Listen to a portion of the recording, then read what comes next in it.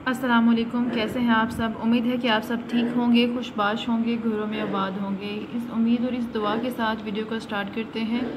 और बुक तनकीद के अहम सवालात या गेस्ट पेपर, पिछले पास पेपर्स को देखते हुए जो मैंने तैयार किया है आपके लिए, जो इम्पोर्टेंट क्वेश्चन बार बार रिपीट हो रहे हैं और बार बार आते हैं।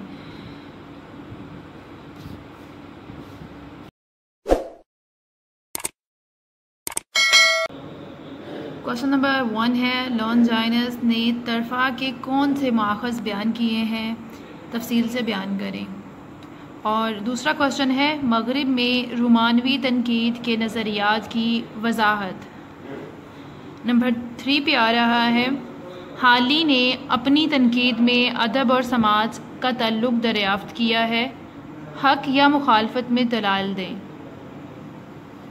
नंबर 4 पे है, मगरबी नफ्सियाती तनकीद के नज़रियाती असूलों की वजाहत कीजिए। और क्वेश्चन नंबर 5, थ्योरी क्या है, नई थ्योरी और रवायती अदबी थ्योरी का फ़र्क वाज़ह कीजिए।